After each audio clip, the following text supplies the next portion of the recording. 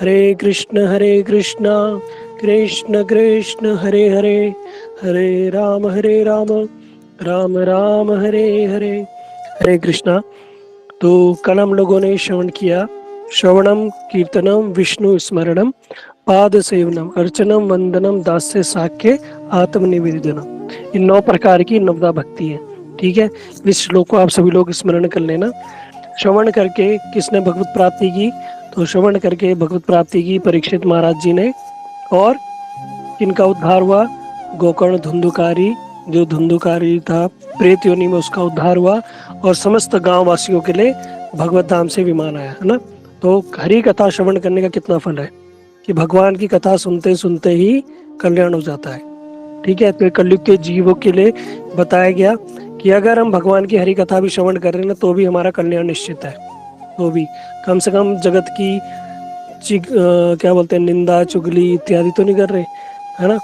जगत की वो बेफालतू की न्यूज, बेफालतू के जो ये टीवी सीरियल्स, बेफालतू की मूवीज, ये सब क्या है? झूठी तो है, सब काल्पनिक है, बस मनोरंजन के लिए बनाया गया है।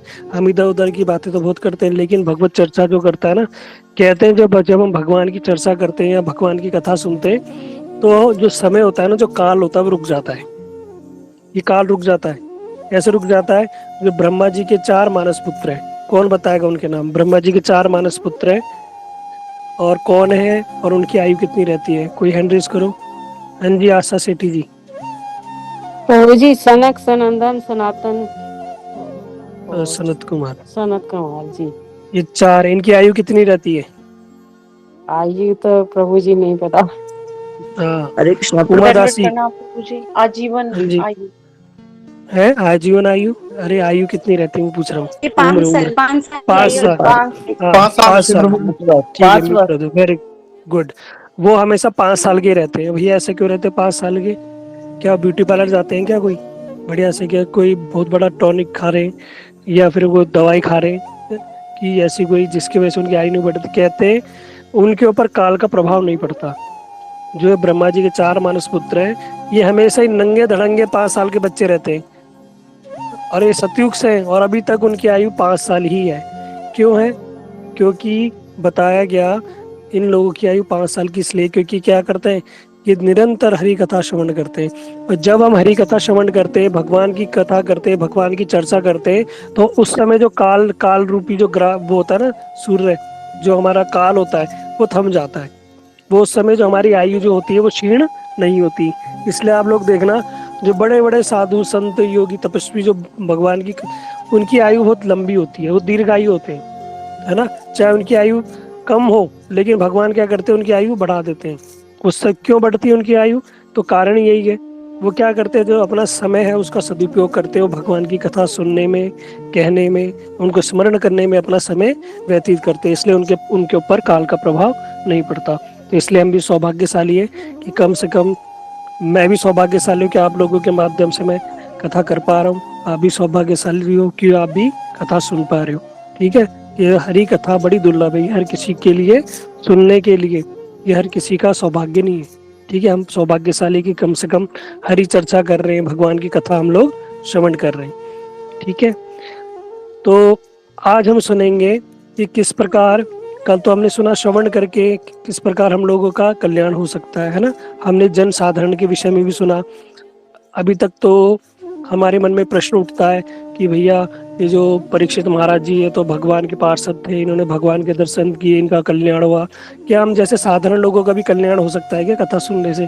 इसलिए फिर हम लोगों ने श्रीमद् भागवतम में जो गोकर्ण धुंधुकारी की कथा श्रवण की कि भैया साधारण जगत क्या, प्रेत का भी कल्याण हो जाता है। जो प्रेत योनि में है, जो 4 वर्ण में भी नहीं आता हमारे, है ना, ब्राह्मण क्षत्रिय वैश्य शूद्र, जो मनुष्य में भी नहीं आता, जो क्या है भैया मनुष्य योनि से परे, जो प्रेत योनि में है, जो पड़ा हुआ है, कहते हैं उसका भी कल्याण हो जाता है। और तो और जो साधारण लोग जो हरि कथा श्रवण करने आते हैं ना, जो गांव वाले थे गोकर्ण धुंधुकारी के, तुंगभद्रा नदी के किनारे वाले जो ग्रामवासी थे, कहते हैं उनका भी कल्याण हो गया। क्या करने से? कथा सुनने से। जब हम शुद्ध वैष्णव के मुख से हरि कथा श्रवण करते हैं तो हमारा कल्याण निश्चित है। ठीक है, तो ये हम लोगों ने सुना कि श्रवण करने से भगवान कि कृपा किस प्रकार प्राप्त होती है और किस प्रकार हमारा कल्याण होता है। तो आज हम सुनेंगे श्रवण कीर्तनम। कीर्तन मतलब भगवान की कथा को कहने से, है ना, जारे कहो तारे कहो कृष्ण उपदेश। महाप्रभु कहते हैं जिसको देखो जिससे मिलो उसको क्या बताओ, कृष्ण की कथा बताओ, कृष्ण का उपदेश कहो, है ना। ये स्पेशली महाप्रभु कलयुग में भगवान कृष्ण ये बता गए हम जैसे कलयुग के जीवों को ले कि क्या करो, इधर उधर की चर्चा मत करो, निंदा चुगली सब मत करो, क्या करो, सिर्फ कृष्ण कथा करो, कृष्ण के बारे में बताओ। कृष्ण कहने का तात्पर्य है भगवत संबंधी बातें करो जिससे आपका कल्याण होगा। तो क्यों कहें, और इससे क्या किसी का कल्याण हुआ, क्या हमारा भी कल्याण होगा इससे? कहते हैं हाँ। तो इसके विषय में बड़ी सुंदर कथा आती है। आज जो हम सुनेंगे सुखदेव गोस्वामी की कथा, बड़ी सुंदर कथा है सुखदेव गोस्वामी जी की जो भागवत में आती है। ठीक है, तो आप ये समझो कि इन कथाओं के माध्यम से हम लोग क्या कर रहे हैं, भागवत जी को भी स्पर्श कर रहे हैं, है ना। भागवत जी को भी स्पर्श कर रहे हैं और भागवत क्या है, साक्षात भगवान कृष्ण है। इसका मतलब हम कथा के माध्यम से भगवान कृष्ण को स्पर्श कर रहे हैं, है ना। हम भगवान कृष्ण का डायरेक्ट संग प्राप्त कर रहे हैं। तो सुखदेव गोस्वामी कोई साधारण नहीं है, ये कोई साधारण नहीं है। कोई बताएगा सुखदेव गोस्वामी है कौन? कोई बता सकता है? आशा सेठी। प्रभु जी हरे कृष्णा। पहले भूल गई। और ये व्यास जी के पुत्र, व्यास जी के हाँ, पुत्र हैं। तो व्यास जी के पुत्र है, लेकिन है कौन वो? विभा वर्मा। हरे इसके कृष्ण प्रभु अलावा जी। जी, प्रभु जी राधा जी के जो प्रिय शिल्प भी हैं। हाँ, जिन्होंने बताया, वेरी गुड, क्लैपिंग करो इनके लिए, विभा वर्मा जी के लिए। वो कोई साधारण नहीं है, वो राधा रानी के तोते हैं। ठीक है, म्यूट कर दो सबको। ये राधा रानी के तोते हैं। अभी बहुत सारे भक्तों को नहीं पता होगा, लेकिन जो बताया विभा वर्मा जी ने बिल्कुल करेक्ट बताया। ये कोई साधारण नहीं है, ये राधा रानी के तोते, द्वापर युग के राधा रानी के तोते। राधा रानी क्या करती थी, इनको अपने अनार के दाने खिलाती थी, इनको बड़ा प्रेम करती थी, है ना। तो ये साधारण नहीं, औरतों उनको चुम्बन भी करती थी राधा रानी। उनका अधरामृत, जो राधा रानी का अधरामृत का पान किया इस तोते ने, ये कोई साधारण नहीं है। तो अभी सुखदेव गोस्वामी की कथा आती है, कैसे आती है इसको समझना, सुनना। बड़ी सुंदर कथा, आप लोग सब समझने का प्रयास करना, सुनने का प्रयास करना, और कभी आपको अवसर मिले तो लोगों को ही बताना। ठीक है, ये हरी कथा को तो बताया। एक बार ब्रह्मलोक में मीटिंग हो गई। ठीक है, मैं बड़े साधारण सरल शब्दों में बताऊंगा ताकि आप लोग अच्छे से समझ जाओ। ठीक है, कथा को मैं बड़ा टिपिकल करके नहीं बताऊंगा, बड़ा डिफिकल्ट करके नहीं, साधारण रूप में बताऊंगा ताकि आप लोग अच्छे से समझ सको। तो ब्रह्मलोक में एक बार मीटिंग हुई, सारे के सारे गंधर्व किन्नर देव देवता सब लोग आए और ब्रह्मा जी ने बुलाया। सारे तीनों लोग, 14 भुवन के सारे लोग आ गए। और वहां पे ब्रह्मा जी ने एक प्रश्न पूछा। ब्रह्मा जी ने एक प्रश्न पूछा कि संसार में सबसे सर्वश्रेष्ठ वस्तु क्या है? संसार में सबसे सर्वश्रेष्ठ वस्तु क्या है ना। आप सब लोग मुझे लिख के ही भेज सकते हो। तो कोई बोलने लगा सोना, कोई बोलने लगा चांदी, कोई बोलने लगा भैया कि घर वाले, कोई बोलने लगा पत्नी, कोई कह रहा कि भैया बच्चे सर्वश्रेष्ठ है, कोई बोलने लगा कि भैया मनुष्य शरीर सर्वश्रेष्ठ, कोई कुछ बोलने लगा। सब कुछ ना कुछ बोलने लगे। ब्रह्मा जी ने कहा भैया ये सारी चीजें तो हैं, लेकिन ये तो सबके पास ही है, सोना चांदी शरीर, है ना।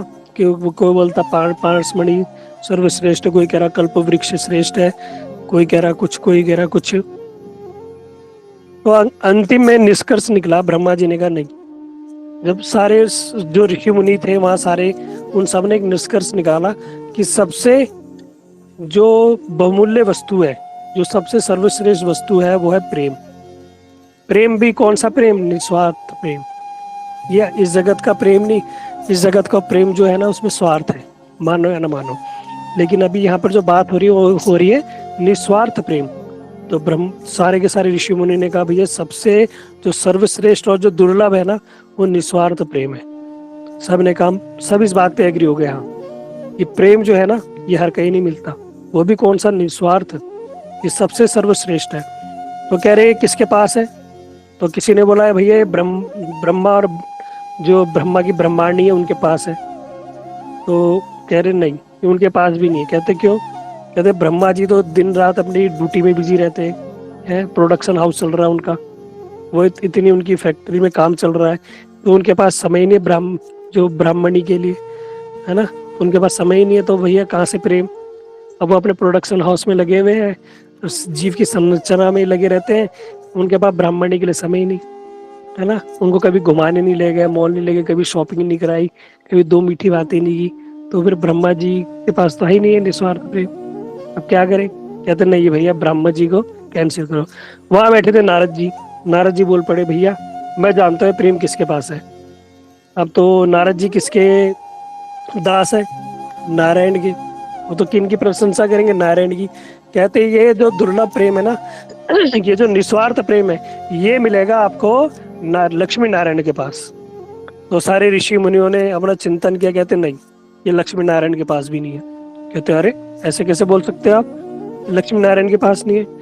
कहते अगर लक्ष्मी नारायण के पास होता तो जब गजेंद्र जो हाथी था उसको जब भगवान की जरूरत पड़ी तो क्यों फिर लक्ष्मी को छोड़ के भाग गए, है ना। जब गजेंद्र मोक्ष कथा अभी, जब भी भगवान गरुड़ में बैठते हैं ना विष्णु जी, तो क्या करते हैं अपने साथ लक्ष्मी जी को जरूर ले जाते हैं गरुड़ में। लेकिन एक दिन इतनी जल्दी हुई कि उनका भक्त बुलाने लगा, तो उन्होंने क्या किया, विष्णु जी ने लक्ष्मी जी को ही भूल गए और अकेले ही अपने जो भक्त गजराज की मदद करने के लिए पहुंच गए। ये सुनाएंगे कभी हम याली कथा भी। तो वो लक्ष्मी को भी छोड़ के चले जाते हैं। कहते हैं भगवान भक्त वत्सल है कि वो लक्ष्मी जी को भी भूल जाते हैं। और तो और लक्ष्मी जी भी कभी कभी भगवान को भूल जाती है।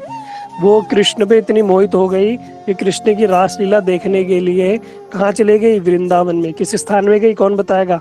लक्ष्मी जी भी नारायण को छोड़ के चले गई, किस स्थान में गई। हाँ जी, नीमा नैनवाल जी। वेणुवन में। नहीं नहीं, बेलवन, बेल। अच्छा बेलवन है, अच्छा अच्छा, हाँ, हाँ वहाँ पे तपस्या करते हैं ना। हाँ बेलवन। तो वो बेलवन में चले गई, म्यूटॉल। तो बताया लक्ष्मी जी भी तो भैया ये तो प्रेम कहते उनके पास भी नहीं है। अब नारद जी गुस्सा हो गए कि मेरे स्वामी जी का कैसे नाम हटा दिया इन्होंने।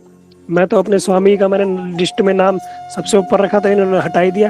कहते भैया तुम्हारे स्वामी और स्वामिनी के पास भी है निस्वार्थ प्रेम नहीं है। वो कहते किसके पास है, तो सब लोगों ने निष्कर्ष निकाला। कहते भैया ये प्रेम तो महादेव के पास ही है भैया। कहते महादेव के पास है। कहते महादेव के, कहते हाँ। कहते कैसे, कहते महादेव को देख लो, कभी अपना स्थान छोड़ के नहीं जाते, कैलाश पर्वत छोड़ के नहीं जाते, हमेशा देवी के साथ रहते हैं, है ना, उनसे बड़ा प्रेम करते हैं। कहते और तो और जो देवी है ना, उन्होंने क्या किया है, उनको अंगीकार किया, वह आधे अंग में विराजमान है। क्या बोलते हैं उनको, अर्धांगिनी। वो उनके आधे अंग में विराजमान है, बड़ा प्रेम करते हैं। नारद जी ने कहा अच्छा, कहते महादेव और कोई जो देवी है कोई प्रेम प्रेम नहीं करते। कहते नहीं ऐसे कैसे बोल सकते हो। कहते मैंने लड़ाई करवा दी तो। कहते नारद जी अगर वो तो बात की बात है, वो तो आप कराने में एक्सपर्ट हो, लेकिन अभी तो हमने देखा नहीं कि महादेव और देवी की कोई लड़ाई वड़ाई हो। वो आपस में कभी लड़ते नहीं, बड़ा प्रेम है दोनों के पास। और दोनों बच्चे उनके बड़े संस्कारी, गणेश जी और कार्तिकेय। कहते नहीं उनके अंदर तो बड़ा प्रेम है। नारद जी ने कहा अभी रुक जाओ, मैं करके दिखाता हूँ तुम्हें, प्रत्यक्ष को प्रमाण की क्या आवश्यकता। कहते अभी देखो मैं तुम्हें दिखाता हूँ कि नारद कितना देवी और महादेव आपस में कितना प्रेम करते हैं। अभी मैं कहता हूँ उनको झगड़ा करा के आता हूँ। और नारद जी चले गए झगड़ा कराने में एक्सपर्ट नारद जी। और नारद जी गए और वहाँ मिले बाबा से, यानी महादेव से मिले। महादेव ने कहा कैसे आना हुआ। कहते आपके दर्शन करने आया हूँ। और आने लगे, देखने लगे समय कि किस समय महादेव बाहर जाते हैं। अब उन्होंने क्या किया, नारद जी ने एक समय देख लिया कि इस समय महादेव थोड़ी देर के लिए बाहर जाते हैं बस। तो नारद जी ने क्या किया, उसी दिन पहुंच गए और उसी समय पहुंच गए। और देवी माँ खड़ी थी। देवी से बोला अरे बाबा कहाँ है, भोलेनाथ जी कहाँ है। कहते वो तो कहीं बाहर गए। कहते अच्छा अच्छा। कहते कुछ काम था। कह रहे काम तो था, बड़ा अर्जेंट था। तो कह रहे बताओ मुझे। कह रहे नहीं नहीं बड़ा निजी काम है वो तो। निजी मतलब कुछ पर्सनल काम है। तो कह रहे भैया ऐसा क्या निजी पर्सनल काम हो गया, महादेव तो मुझसे कोई बात ही नहीं छुपाते। नारद जी ने कह रहे माते आप तो बड़ी भोली हो। क्या कह रहे नारद जी, कह रहे आप तो बड़ी भोली हो। कहते पुरुष कोई ऐसी कभी हो ही नहीं सकता कि हर बात अपनी पत्नी को बताए। कहता कुछ ना कुछ बात छुपा के रखते हैं, हमेशा हर पुरुष अपनी पत्नी को हर बात नहीं बताता। कहते हैं ना, देवी कहने लगी ऐसा हो ही नहीं सकता कि मेरे जो पति भोलेनाथ जी, कभी हो ही नहीं सकता कोई बात मुझसे छुपाए है। नारद जी ने कहा, अरे मेरा मुंह मत खुलवाओ देवी, है मैं आप इतना मत बोलो, लेकिन मैं जानता हूँ भोलेनाथ जी को भी, उन्होंने आपसे बहुत सारी बातें छुपाई है। देवी ने कहा, अच्छा एक बात बताओ तो क्या बात छुपाई? कहते आपको अमर कथा के बारे में बताया? देवी ने कहा, अमर कथा? ये अमर कथा क्या होती है? बस नारद जी ने कहा, बस ये तो बता रहा हूँ आपको, तुम्हें आपको कुछ पता ही नहीं। कहते हैं कि जिसको भोलेनाथ जी सबसे ज्यादा प्रेम करते हैं ना, ये अमर कथा उसको सुनाते हैं। आपको सुनाई, आपको तो पता ही नहीं, इसका मतलब आपको प्रेम ही नहीं करते। और पार्वती जो देवी थी उन्हें बड़ा गुस्सा आ गया। कहते हैं आपको पता है भोलेनाथ जी की आयु दीर्घायु क्यों है? कहती क्यों? कह रहे आपको पता ही नहीं। आपको क्या पता फिर भोलेनाथ जी के बारे में? क्या पता महादेव के बारे में? आपको ये नहीं पता वो दीर्घायु के? अरे आपको ये पता है कि वो जो भोलेनाथ जी ने अपने गले में जो मुंडों की माला पहनी है ना, खोपड़ियों की माला, वो किसकी आपको पता है? देवी सोच में पड़ गई, ये भी मेरे को नहीं पता। कहते भोलेनाथ जी तो बड़े चालू निकले, ये तो मेरे को कुछ बात ही नहीं बताते हैं, ये किससे प्रेम करते हैं, इन्होंने तो मुझे कोई बताया नहीं। नारद जी ने कहा, देखो भैया मैंने आपको बता तो दिया, लेकिन मेरा नाम मत लेना। देवी ने कहा, नहीं नहीं मैं तुम्हारा नाम नहीं लूंगी, है ना। नारद जी ने कहा, मैं तो अभी जा रहा हूँ और मैं फिर कभी और आऊंगा, लेकिन आप देख लेना, मैंने आपको तो बता दिया। अब जो देवी थी बड़ा गुस्सा हो गई, दिन भर उनके दिमाग में यही बातें चलती रही कि भोलेनाथ जी ने कि मेरे को क्यों नहीं बताया, ये अमर कथा क्या होती है, वो दीर्घायु क्यों है, उनके गले में मुंडों की माला क्यों है। देवी बड़ी सोच में पड़ गई। अब जब शाम को भोलेनाथ जी आए अपना कार्य वार्य निपटा के, जैसे ही आए तो देवी ने जो कोई उनकी आवभगत नहीं की, पूछा ही नहीं कुछ भी कि आओ पानी ले लो, कुछ ले लो, बैठो, कुछ भी नहीं, है ना। अब जब पत्नी गुस्सा हो जाए तो क्या करेगी? वो क्या करती है, डायरेक्ट नहीं बोलती, लेकिन वो मौका ढूंढती है कि कैसे मैं जताऊं कि पता चले कि सामने वाले को मैं गुस्सा हूं। अब भोलेनाथ जी आए, देखा कि आज तो देवी कुछ बोल ही नहीं रही, तो उन्होंने ऐसे ही पूछ लिया कि और आज बच्चे कहाँ गए हैं, मतलब कार्तिक और गणेश कहाँ है? तो गुस्से में बोली कि गए होंगे कहीं, क्या दिन भर मेरे पास ही बैठे रहेंगे क्या? भोलेनाथ जी ने कहा, भैया ऐसा क्या पूछ लिया मैंने तो ये तो पूछा कि भैया वो गणेश और कार्तिकेय का है? अरे ये तो देवी बड़ी भड़क गई कि मैंने क्या बोला। वो देवी भड़क गई, कहते दिन भर अपने पास बैठा के रखूं क्या उनको? गए होंगे इधर ही कहीं, है? तो भोलेनाथ जी कह रहे, भैया कार्तिक की मम्मी थोड़ा पानी तो पिला दे, क्या हो गया है? तबीयत ठीक है? मेरी तबीयत को क्या होगा, मेरी तबीयत भी ठीक है मेरी। भोलेनाथ जी समझ गए, भैया ये तो बड़ी भड़क रही है आज, क्या गड़बड़ है आज, ऐसा क्या हो गया? तो भोलेनाथ जी का, अच्छा तबीयत ठीक है तो थोड़ा मेरा भांग वांग घोट दे। अब तो भैया आग में घी डालने का काम हो गया है। जैसे भोलेनाथ जी ने कहा थोड़ा मेरे भांग घोट दे, तो जो देवी थी भड़क गई, कह रही कि बस ये करती रहूं क्या मैं, तुम्हारे लिए भांग घोटूं, बड़े वाले के लिए खीर बनाओ, छोटे वाले के लड्डू बनाओ, के लिए इसी के लिए ब्याह करके लाए थे क्या मेरे लिए, है? ये काम करती रहूंगी क्या मैं? तो भोलेनाथ जी को समझ गए, भैया तो बड़ी गुस्सा हो रही है कि तुम्हारे लिए भांग घोट दूं, बड़े के लिए खीर, यानी कार्तिक को खीर पसंद है और गणेश जी को लड्डू पसंद है। कहते भैया ये काम करती रहो, मैं इसी काम के लिए लाए थे क्या मुझे घर में, है? बस ये तुम लोगों का यही सेवा करती रहो मैं। भोलेनाथ जी समझ गए, भैया अब तो कुछ गड़बड़ है, कुछ ना कुछ तो गड़बड़ है। तो घर में होता क्या है, जब लड़ाई हो जाए पति पत्नी में, तो क्या करते हैं, बच्चों के माध्यम से बात करते हैं, बच्चों के माध्यम से बातें करते हैं। जैसे कार्तिक को मिल जाए, कार्तिक जाओ पापा से बोल दो कि आज भांग नहीं मिलेगी। अब भोलेनाथ जी उधर से, गणेश मम्मी से बोलो क्यों नहीं मिलेगी, क्या क्या हो गया। अब आपस में ऐसी वार्तालाप होती है, मतलब खुद डायरेक्ट बात नहीं कर रहे, बच्चों के माध्यम से बात करा रहे। भोलेनाथ जी कह रहे, भैया आज ऐसा क्या हो गया, आज उल्टे आंसर क्यों मिल रहे, कुछ ना कुछ तो गड़बड़ है। बाबा ने कहा, भैया आज क्या हो गया, तबीयत ठीक है, क्या हो गया है? कह रही, पार्वती भड़क गई, कह रही तुम्हारी बला से कुछ भी हो मुझे, मैं अच्छी रहूं बुरी रहूं तुम्हें क्या मतलब। डायरेक्ट नहीं बोल रही कि मैं गुस्सा हूं किसी बात को लेके, है? तो भोलेनाथ जी ने कहा, भैया बात तो बताओ क्या बात है, जो इतने ऐसे तुम इतना क्रोध आ रहा है, क्या हो गया बताओ। तो पार्वती ने कहा, हाँ उसी को सुनाओगे अमर कथा, जिससे तुम प्रेम करते हो मुझसे, मुझे थोड़ा सुनाओगे। भोलेनाथ जी का, हे भगवान ये किसने बता दिया इसको अमर कथा। अब भोलेनाथ जी ने ध्यान लगा तो देखा घर में कौन आए थे, नारद जी। भोलेनाथ जी ने कहा, भैया आज तो ये नारद जी यहाँ आग लगा गए। अब इस आग को बुझाना पड़ेगा। अब पार्वती को बोला भैया क्या हो गया, क्यों इतना गुस्सा कर रही है? तो कहती है हाँ उन्हीं को सुनाओ अमर कथा जिसको तुम प्रेम करते हो। भोलेनाथ जी ने कहा अरे अरे मैं तो तेरे को भी सुनाने वाला था, तो सुनाई क्यों नहीं? फिर सुनाने वाला था तो सुनाई क्यों नहीं? सुनानी चाहिए थी ना, इतने दिन से क्यों नहीं सुनाई? इतने दिन, एक सेकंड,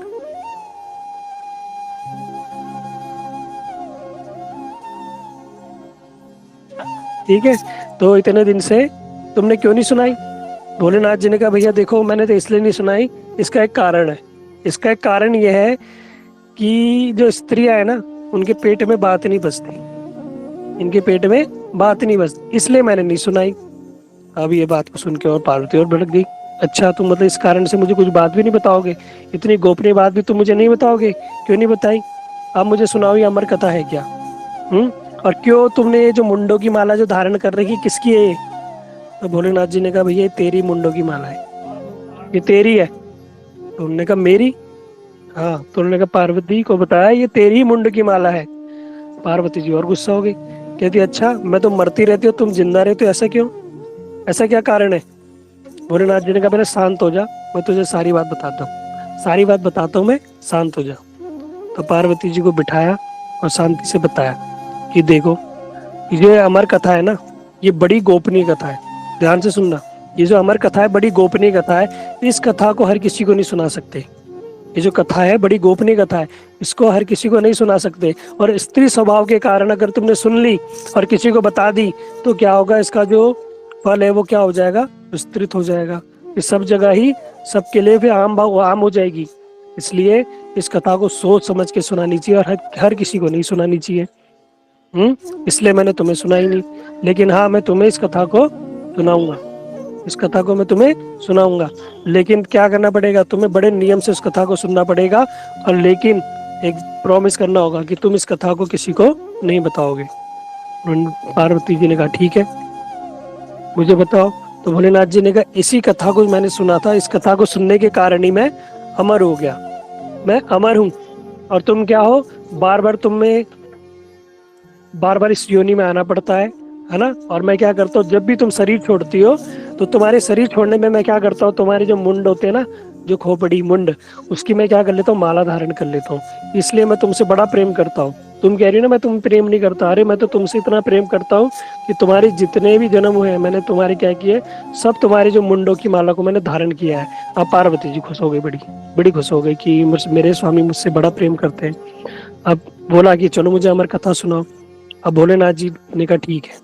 तो जिस स्थान पे उनको कथा सुनाई उस स्थान का नाम पड़ा अमरनाथ, है ना। जो अमरनाथ यात्रा होती है ना, बड़ी दुर्गम बड़ी कठिन यात्रा, उसी अमरनाथ स्थान पे भोलेनाथ जी के स्थान पे, ऊंचे स्थान में बैठे, कल्प वृक्ष के नीचे बैठे और पार्वती जी के नीचे आसन बिठाया और पार्वती जी को कथा सुनाई। तो कथा सुनाने से पूर्व भोलेनाथ जी ने कहा भैया एक नियम है कि मैं जब कथा सुनाऊंगा ना तो मैं क्या करूंगा, ध्यान में मग्न हो जाऊंगा, क्योंकि भगवान की कथा सुनाएंगे ना तो ध्यान में मैं भावाविष्ट हो जाऊंगा और मैं आंखें मूंद लूंगा, आंखें बंद कर लूंगा। तो तुम, अब मुझे कैसे पता चलेगा कि तुम कथा सुन रही हो नहीं सुन रही हो? क्योंकि कथा में जो निंद्रा देवी है ना वो परीक्षा लेने आती है, जो निंद्रा देवी है वो परीक्षा लेने आती है। आप लोग देखना जब हरी कथा होती है ना, बढ़िया हरी कथा हो, जब साधु संतों की वास्तव में वैष्णव कथा करते हैं ना तो नींद आती है। बहुत सारे लोगों का प्रश्न होता है कि हमें कथा सुनते हुए नींद आती है, वो इसलिए आती है क्योंकि निंद्रा देवी क्या करती है, परीक्षा लेती है। वो परीक्षा लेती है कि इसको मैं ये सुला पाती हूँ नहीं सुला पाती। हम बहुत सारे लोग क्या होते हैं, परीक्षा में फेल हो जाते हैं और कुछ लोग पास हो जाते हैं। इसलिए क्या करते हैं, संत लोग बीच बीच में ताली बजवाते हैं, ताली बजवाते हैं। ताली बजवाने का अर्थ क्या है कि जब भोलेनाथ जी उस अमरनाथ में गए तो भोलेनाथ जी ने सबसे पहले जाके ताली बजाई। और वहां ताली क्यों बजाई? भोलेनाथ जी तो खुद कथा करने वाले, उन्होंने की ताली बजाई। जब उन्होंने ताली बजाई तो उस स्थान में जितने भी पशु पक्षी जीव जंतु थे ना, सब उस स्थान को छोड़ के चले गए, सब उस स्थान को छोड़ के चले गए, क्योंकि भोलेनाथ जी नहीं चाहते थे इस कथा को कोई सुने। तो जब हम कथा में बैठते हैं और जब हम ताली बजाते हैं ना तो होता क्या है कि बताया गया, जैसे एक किसान अपने घर में बहुत सारे फसल, जैसे आप लोग देखना गर्मियों में बहुत सारे लोग क्या करते हैं आलू के चिप्स बनाते हैं, अचार सुखा देते हैं, कुछ धान चावल गेहूं सुखा देते हैं, तो होता है क्या, चिड़िया आती है, तो चिड़िया को भगाने के लिए क्या करते हैं, ताली बजाते हैं ना। ताली बजाने से होता है क्या, वो उड़ जाती है। ठीक उसी प्रकार जो पाप रूपी चिड़िया होती है ना, ये क्या करती है, पाप रूपी नींद रूपी चिड़िया, ये आके जब हम हरी कथा में होते हैं तो क्या करते हैं, हमारे साथ आके बैठ जाती है। और बैठ जाती है तो उसको उड़ाने की विधि क्या है, जब हम ताली बजाते हैं तो ताली बजाने से क्या होती है, वो उड़ जाती है ना। इसलिए क्या करना चाहिए, बीच बीच में ताली बजाते रहना चाहिए, या नहीं फिर ये कथा का नियम होता है।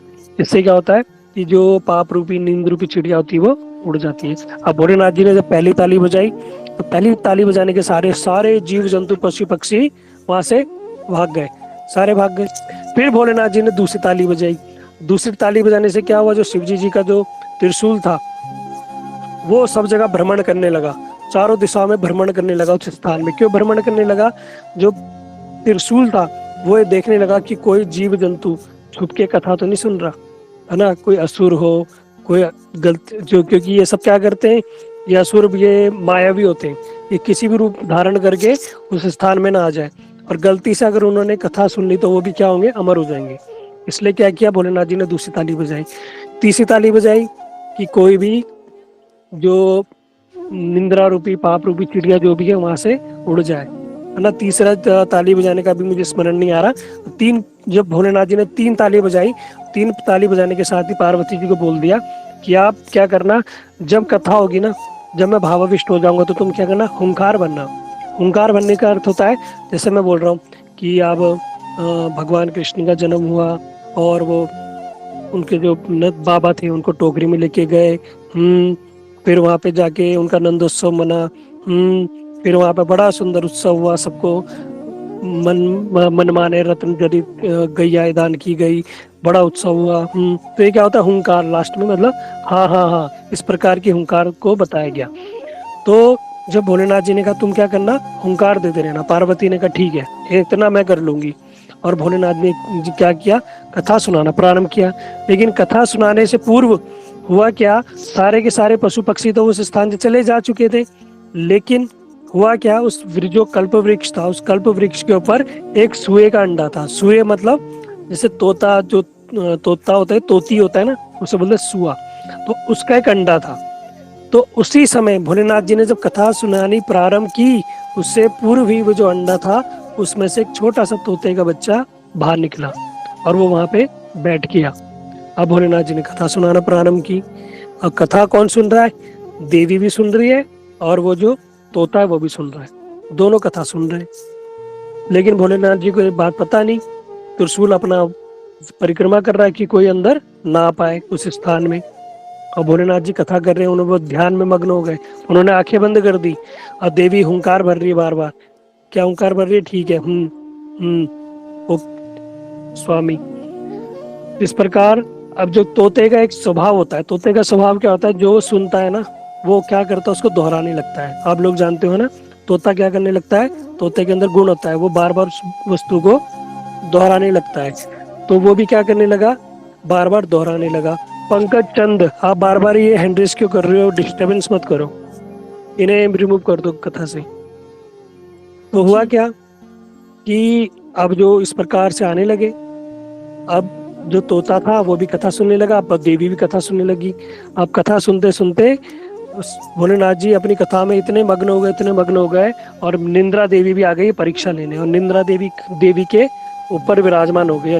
जो देवी थी, जो पार्वती थी, उन्हें नींद आ गई। लेकिन जो तोता था ना, वो बड़े ध्यान से कथा सुन रहा है। किसकी कथा सुन रहा है, हरी कथा है ना, कृष्ण कथा है। वो साधारण तोता नहीं है ना, वो साधारण तोता नहीं है। तोते को कथा सुनने में बड़ा आनंद आ रहा है, और सुनते कथा सुनते और हुंकार भरते अंत में भोलेनाथ जी ने कहा कि श्रीमद् भाग जो कथा थी, अमर कथा की जय, और जो भगवान की जय ध्वनि दी, नाम प्रभु की जय। जब इस प्रकार ध्वनि दी तो पार्वती जी जग गई। जब जग गई तो हुआ क्या, जब जग गई, अब इसमें हुआ क्या, जो भोलेनाथ जी ने पूछा, पार्वती जी ने पूछा कि प्रभु अब अंतिम में हुआ क्या, मैं तो बीच में मैं सुन ही नहीं पाई। भोलेनाथ जी कह रहे अच्छा तुमने सुनी नहीं, लेकिन मैं तो जब देख रहा था कि तुम तो बीच बीच में हुंकार भर रही थी, तो मैं तो तुम्हारे लिए बार बार कथा सुनाए जा रहा था, कथा सुनाया जा रहा था। लेकिन देवी ने कहा भैया प्रभु मुझे तो बीच में ही नींद आ गई थी, मैं तो सो गई थी। अब भोलेनाथ जी ने कहा लेकिन फिर कथा कौन सुन रहा था? उनको बड़ा क्रोध आया कि जरूर कोई व्यक्ति जो था वो हमारी कथा छुप के सुन रहा था। भोलेनाथ जी को बड़ा गुस्सा आ गया। अब क्या करा उन्होंने, देखा अपने तपोबल से तो देखा वृक्ष के ऊपर वो जो तोता था उसने कथा सुन ली।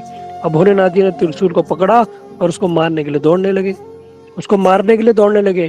भोलेनाथ जी, तोता आगे आगे, भोलेनाथ जी अपने त्रिशूल के पीछे पीछे। वो चारों दिशाओं में, चारों लोकों में घूमने लगा तोता। अब भैया अगर कोई असुर हो तो वो किसकी शरण में जाए? वो असुर श्रेष्ठ की शरण में जाए, या कोई देवता हो तो देवताओं की शरण में जाए, है ना। या अगर कोई असुर देवताओं के पीछे पड़ जाए तो क्या करते हैं देवता? महादेव के पास जाते हैं। और स्वयं महादेव भी उनके पीछे पड़ गए तो अब कहाँ जाए? तो कहते हैं जब किसका कोई आश्रय नहीं होता तो किसके पास जाओ? भगवान के भक्तों के पास जाओ। कोई देवता आश्रय न दे तो किसके पास जाओ? ब्राह्मण देवता, है ना। ब्राह्मण नहीं, ब्राह्मण देवता, जो ब्राह्मण कुल में होके भगवान की भक्ति करते हैं उनको कहते हैं ब्राह्मण देवता। तो जो सुखदेव जो तोता था वो उड़ते उड़ते उड़ते पृथ्वी लोक में पहुंच गया। और जब पृथ्वी लोक में पहुंचे तो वो जो क्या थे, उनके जो वेद व्यास के आश्रम में पहुंच गए। आश्रम में जब पहुंचे तो उन्होंने देखा जो व्यास जी की पत्नी थी क्या कर रही थी, वो उबासी ले रही थी। वो उबासी ले रही थी, तो उबासी लेते ही उनका जो मुख खुला तो तोता जो था सूक्ष्म रूप में क्या हुआ, उनके गर्भ में प्रविष्ट हो गया, वहां जाके छुप गया। अब भोलेनाथ जी वहां ढूंढते ढूंढते आ गए और बड़े क्रोध में। और जैसे ही वहां व्यास जी ने देखा, व्यास जी बड़े प्रसन्न हो गए कि जिन भोलेनाथ जी के दर्शन करने के लिए बड़े बड़े ऋषि मुनि तड़पते हैं, है ना, जिनके दर्शन इतने दुर्लभ है, वो भोलेनाथ जी आज स्वयं मुझे दर्शन देने आ गए। और भोले जो व्यास जी तो बड़े प्रसन्न हुए, अब उनका प्रणाम किया। भोलेनाथ जी लेकिन क्रोध में थे। तो व्यास जी ने पूछा आपके यहाँ आने का कारण बताइए। तो भोलेनाथ जी ने सारी बात बता दी कि मैं पार्वती को अमर कथा सुना रहा था, और ये अमर कथा है ना, बड़ी दुर्लभ कथा है, ये बड़ी गोपनीय कथा है, ये हर किसी को नहीं सुना सकते। जो जिसके अंदर पात्रता है ना, ये कथा वही सुन सकता है। जब मैंने कथा सुनाई तो जो तोता था ना उसने सुन ली। अब व्यास जी ने कहा अरे भोले बाबा आप तो बड़े ही भोले हो, आपका नाम सच में आप भोले हो। कहते क्यों? कहते आप खुद बोल रहे हो अमर कथा है, जो सुन लेगा अमर हो जाए। तो आपने तो उस तोते को सुना दी तो अब वो अमर हो गया, तो आप कैसे मार सकते हो? भोलेनाथ जी ने कहा बात तो सही है भैया, अब तो अमर हो गया, तो अब तो मैं उसे मार नहीं सकता। लेकिन भोलेनाथ जी ने कहा नहीं, लेकिन मैं क्या करूंगा, उसे बंदी बना के रखूंगा, मतलब उसे पिंजरे में डाल के रखूंगा। अब व्यास जी कह रहे हो भाग्य भैया, वो तोता जो है ना बड़ा भाग्यशाली है। कहते क्यों? कहते इतना भाग्यशाली जो किसके आश्रय में रहेगा? स्वयं भोलेनाथ जी के आश्रय में रहेगा। जिसका पालन पोषण कौन करेंगे? स्वयं भोलेनाथ जी करेंगे। व्यास जी बड़े प्रसन्न हो रहे कि भैया ये तो तोता कोई साधारण नहीं है, इसके पूर्व पूर्व जन्मों में कुछ ऐसे इसने कर्म किए होंगे कि स्वयं भोलेनाथ जी जिसको अपने पास रखना चाह रहे हैं, बंदी बना के रखेंगे, मतलब तोते में को पिंजरे में रखेंगे। भोलेनाथ जी ने कहा, अब ध्यान से देखा तो वो तो कहाँ चला गया था? उनके गर्भ में। तो भोलेनाथ जी तो कुछ कर नहीं सकते थे, गर्भ में प्रविष्ट तो हो नहीं सकते थे। तो उन्होंने कहा कोई बात नहीं, 9 महीने बाद आएगा ना, मैं यही समाधि लगा देता हूँ, आज मैं यही अपनी समाधि लगा दूँ, 1 साल तक मैं ही रहूंगा। व्यास जी बड़े खुश हो गए कि भोलेनाथ जी आज हमारे ही आश्रम में रहेंगे 1 वर्ष तक। 1 वर्ष बीतने तक भोलेनाथ जी वहीं रहे। लेकिन जो सुखदेव थे, जो सुख था, जो तोता था, वो बाहर नहीं आया। वो जान गया भोलेनाथ जी बाहर है, भैया जाऊंगा तो पकड़ लेंगे, मारेंगे अलग। तो वो क्या हुआ, वो अंदर ही प्रविष्ट हो गया और अंदर से बाहर ही नहीं निकले। अब वो कह रहे भोलेनाथ जी तुम जब आओगे नहीं तो मैं भी निकलूंगा नहीं। तो बताया गया भोलेनाथ जी को। फिर व्यास जी ने जब बोला प्रभु क्या पता वो आपके डर से, आपके भय से बाहर ना आ रहा हो, और मेरी पत्नी को भी बड़ी पीड़ा हो रही है, क्योंकि वो उनके गर्भ में है और उसने अपना आकार भी नहीं बढ़ाया और गर्भ से बाहर भी नहीं आ रहा, और मेरी पत्नी को है बड़ी पीड़ा हो रही है, बड़ा कष्ट हो रहा है। भोलेनाथ जी ने कहा ठीक है। तो भोलेनाथ जी वहां से चले गए। लेकिन जो अंदर जो तोता था वो बताया गया 15.5 से 16 वर्ष तक वो वहीं गर्भ में रहा। और गर्भ में रहा तो व्यास जी बड़ी प्रार्थना करते रहते कि आ जाओ, आप बाहर आ जाओ, किसी प्रकार का कोई विपत्ति नहीं है, भोलेनाथ जी जा चुके हैं, तुम आ जाओ। लेकिन उन्होंने तो हरी कथा सुन ली, उन्होंने अमर कथा सुन ली, और अमर कथा में सुन लिया कि इस धराधाम में, इस धराधाम मतलब मृत्यु लोक में जो आता है ना, वो मायाग्रस्त हो जाता है हम जब माता के गर्भ में होते हैं ना, तो हमें सब पूर्व पूर्व जन्म की सब चीज दिखाई देती है। हर एक एक जन्म की बात हमें याद रहेगी कि हमने किस जन्म में क्या किया, किस जन्म में क्या किया, है ना। उस समय हम भगवान को याद करते हैं।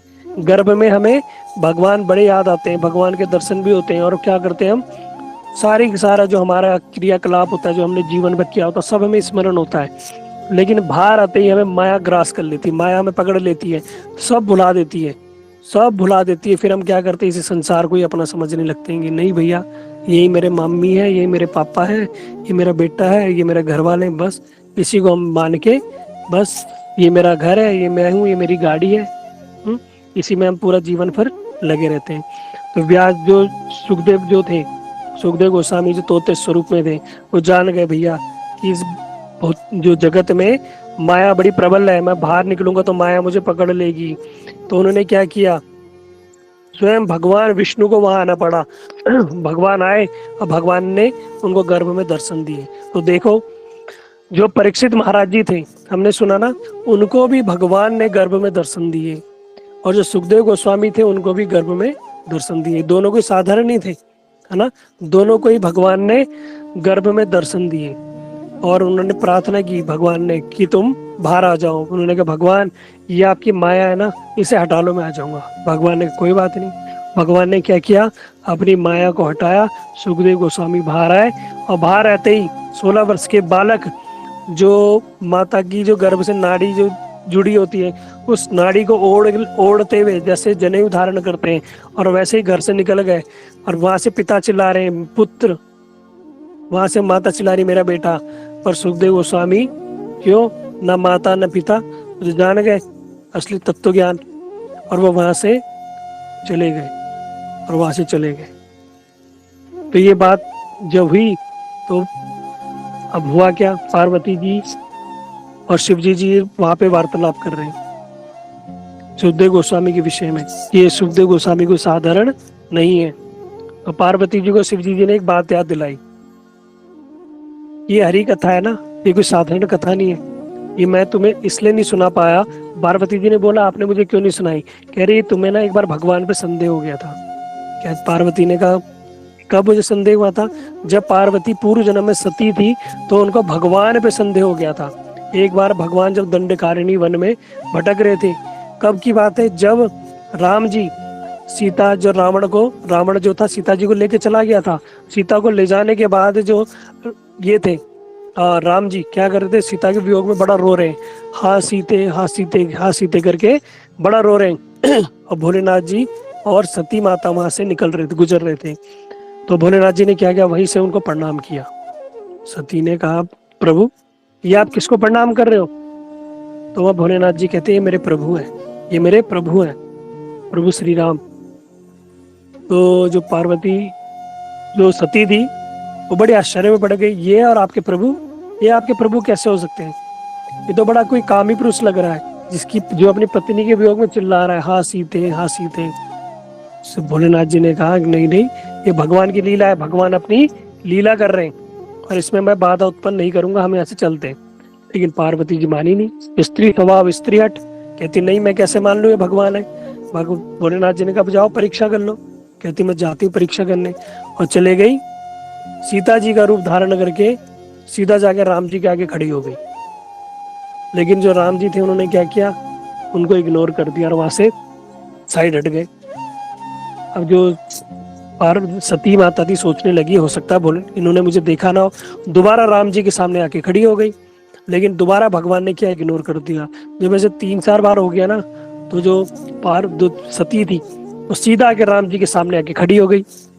तेरी स्वामी मैं आ गई, मैं रावण के चुंगल से भाग के आ गई। जब इस प्रकार बोला तो राम जी ने क्या बोला, राम जी ने बोला माता आप अकेले क्या कर रहे हो यहाँ, भोलेनाथ जी का है। जो ऐसे ही बात सुनी, सती के तो पैरों के नीचे जमीन खिसक गई कि भैया इसको कैसे पता कि मैं सती हूँ और मैं भोलेनाथ जी की अर्धांगिनी और वो यहाँ आए हुए। अब उन्हें पश्चाताप हुआ, बड़ा पश्चाताप हुआ, बड़ा पश्चाताप हुआ कि इन्होंने मुझे पहचान लिया। और वो वहां से दौड़ के जाने लगी। जब दौड़ के जा रही है तो क्या देख रही है, चारों तरफ सीताराम सीताराम दिखाई दे रहे हैं, चारों तरफ सीताराम दिखाई दे रहे हैं। और पार्वती जी ने सोचा भैया आज तो मैंने बहुत बड़ी गड़बड़ कर दी। अब भोलेनाथ जी के पास गई। भोलेनाथ जी ने पूछा क्यों, परीक्षा ले आई? कहती नहीं नहीं प्रभु, मैं तो, मुझे यकीन है, आपकी बात पे यकीन है, मैंने विश्वास कर लिया कि ये आपके ही स्वामी है, ये प्रभु श्री राम है। लेकिन भोलेनाथ जी कह रही इतनी जल्दी कैसे मान गई? अभी तक तो मैं इतनी देर से जब मना रहा था तब तक तो मानी नहीं, ये अभी कैसे मान गई? तो भोलेनाथ जी ने जब ध्यान लगाया तो देखा वो, इन्होंने किसका ध्यान किया? मेरी पत्नी का ध्यान किया। इन्होंने किसका रूप धारण किया? स्वयं मेरी माता सीता मैया का रूप धारण किया। तो आज के बाद मन ही मन उस समय विचार किया उन्होंने कि आज के बाद मैं इन्हें अपने जो पत्नी के स्थान में इनको वो स्थान नहीं दूंगा, इनको आज से मैं इनके शरीर स्वरूप को मैं माता का स्थान दूंगा। उसी समय जब भोलेनाथ जी ने प्रतिज्ञा की तो पूरे देवलोक से उनके ऊपर फूलों की वर्षा होने लगी।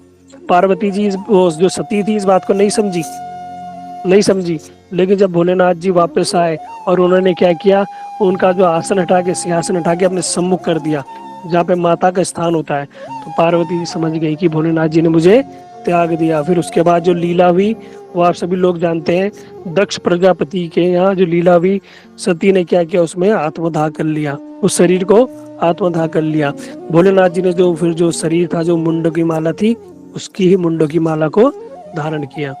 ठीक है, तो ये बात किसको बताई? सती को बताई कि तुम्हारा विश्वास नहीं भगवान में भी, जब तक तुम्हारा विश्वास नहीं होगा ना तब तक तुम पर कृपा नहीं होगी, है ना। इसीलिए देखो उनका विश्वास नहीं था उस समय। एक लीला हम लोगों को समझाने के लिए। इसलिए जब तक हम भगवान की कथाओं में हमारा विश्वास नहीं होगा ना, कि भगवान पे विश्वास नहीं होगा, तब तक क्या होगा, हमारे जीवन में उनकी कथाओं का कोई प्रवेश नहीं होगा। उनकी जो लीला है, जो रूप है, गुण इत्यादि का जो महात्म्य है ना, वो हमें समझ नहीं आएगा। इसलिए क्या करना चाहिए, जो भी भगवत संबंधी कथाएं होती है ना, उनको हमें बड़े ध्यान से और विश्वास के साथ सुनना चाहिए कि हाँ ये वास्तव में है। सुखदेव गोस्वामी जो थे, उन्होंने कथा सुना के परीक्षित महाराज जी को, जो हम लोगों ने सुना, तो उसको आगे प्रारंभ करेंगे। कल हम सुनेंगे कि किस प्रकार उन्होंने कथा कह के जो 88,000 ऋषि मुनि और बहुत सारे देवता लोग, ये सब लोग आए। स्वयं इंद्र अपने स्वर्ग से अमृत कलश लेके आ गए कि आप क्या करो, ये जो कथा है ना ये हमें सुना दो, ये स्वर्ग के जो हम देवी देवता है इनको सुना दो ये कथा। और हम क्या करते हैं, ये जो अमृत है ना ये किसको दे देते हैं, परीक्षित महाराज जी को पिला देते हैं। लेकिन सुखदेव गोस्वामी ने उनको भगा दिया। क्यों भगाया, किस कारण भगाया, और इस कथा की क्या महिमा है, इसको हम कल श्रवण करेंगे।